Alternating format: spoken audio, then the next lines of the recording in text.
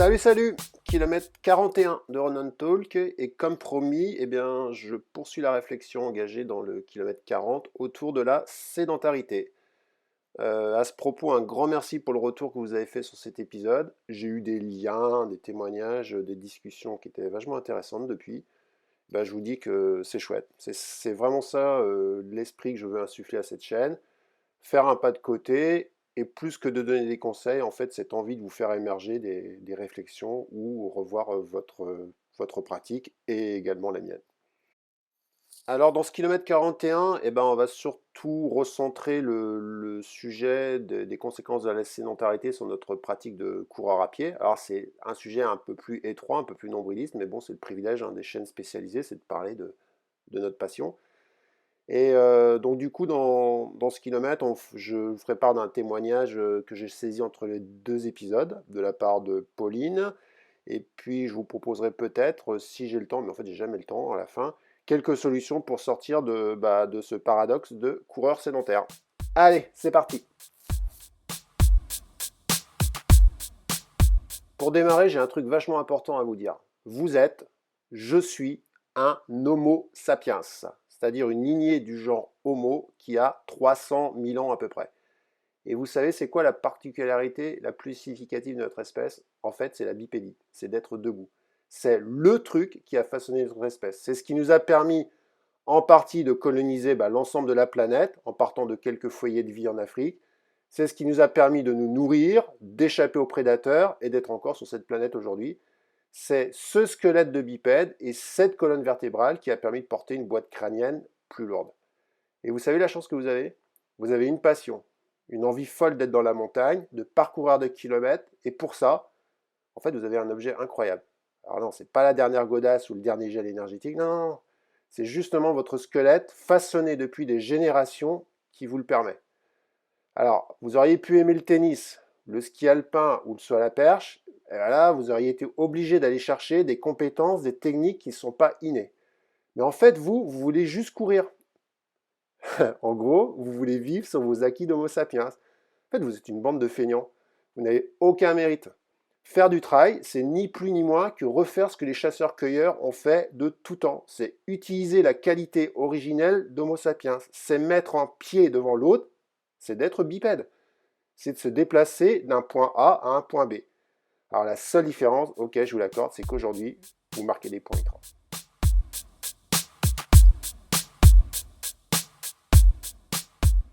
Alors vous allez me dire, ouais, mais ça fait quand même longtemps que j'ai pas croisé un chasseur-cueilleur dans ma rue.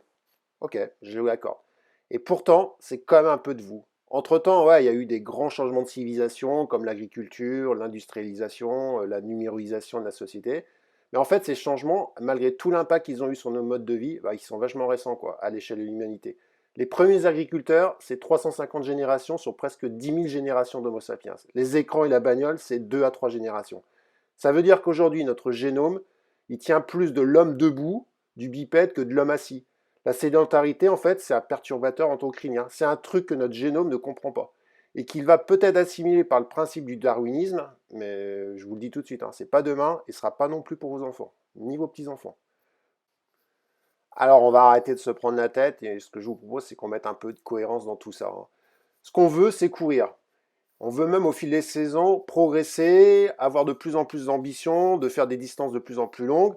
En fait, ça revient à dire qu'on veut de plus en plus tendre vers un corps d'Homo sapiens de chasseur-cueilleur. Et en face, par nos modes de vie, parce qu'on nous impose, parce qu'on subit, ou parce que l'on aime, parce que parfois c'est bien d'être devant la télé, on est assis, on est sédentaire. Imaginez, vous avez un élastique que vous tirez avec vos deux mains avec une main sur chaque extrémité. La main gauche, c'est la main du coureur, du bipède, du chasseur-cueilleur. Et l'autre main, c'est la voie de la sédentarité. Voilà, vous tirez, vous voyez l'élastique qui se tend. Alors pour lâcher la tension, il n'y a quand même que deux possibilités. C'est de ramener un peu de normalité sur l'un des deux bouts. Alors ça peut être de revoir ses objectifs sportifs à la baisse. Ça peut être de renoncer à être un chasseur-cueilleur endurant qui parcourt la montagne. Surtout quand de l'autre côté, on a la tête sous l'eau avec le télétravail et qu'on ne voit pas le jour. Mais ouais, c'est ce qu'on a du mal à renoncer. On aspire quand même à passer de bons moments. Alors, ok, on va relâcher de l'autre côté, mais dans ce cas-là, mes petits loups, il va falloir quand même qu'on se reprenne en main, qu'on quitte cette position assise et qu'on fasse le nécessaire pour se rapprocher du chasseur-cueilleur que l'on est, que l'on veut toujours être, et parfois même on veut être le meilleur de la tribu. Bah ouais, tant qu'à faire, c'était déjà pas si facile, mais on veut encore compliquer la tâche.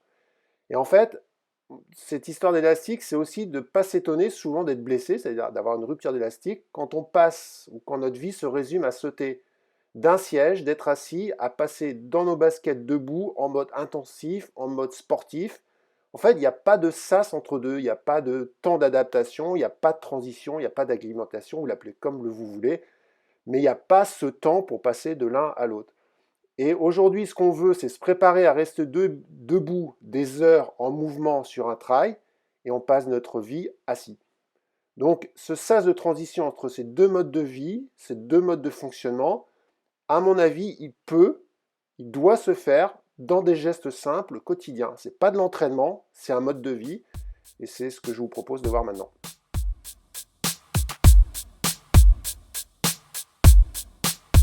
Et c'est là qu'intervient le témoignage de Pauline qui m'a envoyé un mail sympa entre les deux épisodes. Elle était assez intéressée par cette histoire de sédentarité et elle me dit lâcher les écrans et la bagnole, c'est pas trop mal engagé pour moi puisque je me déplace beaucoup à vélo et que je n'ai pas la télé à l'appartement.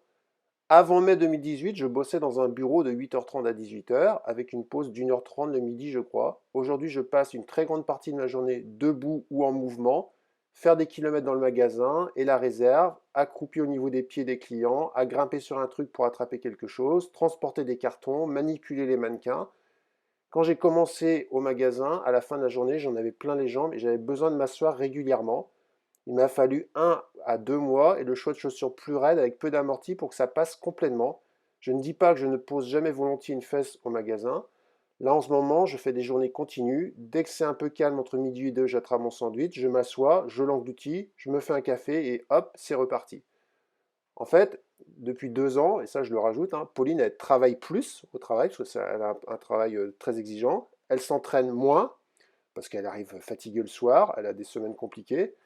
Elle a pourtant revu ses objectifs sportifs et ses défis à la hausse et elle ne se blesse pas. Et ben en fait, moi je crois que l'équation avec la même ambition et son mode de vie précédent, elle aurait été plus difficile à tenir. En fait, son travail dans le magasin, cette mobilité supérieure qu'elle a acquise, eh ben, ça lui offre un avantage incroyable. En fait, sans qu'elle ait vraiment conscientisé le truc, mais elle a redonné à son corps sa mobilité. Elle fait de la PPG, de la PPS et tout ce que vous voulez, mais au boulot. Elle rentre certes fatiguée le soir, elle ne s'entraîne pas, mais elle a fait l'essentiel. Elle est debout et elle est en mouvement. Je pense que dans ce domaine, tout le monde doit chercher ses pistes de réflexion et ses pistes d'adaptation.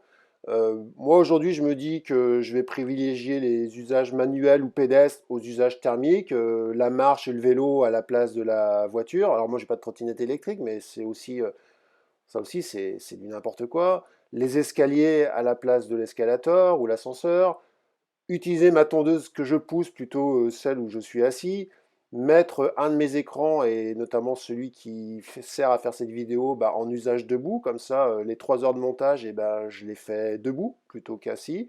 C'est passer des appels téléphoniques en marchant, c'est organiser des réunions ou des entretiens en marchant.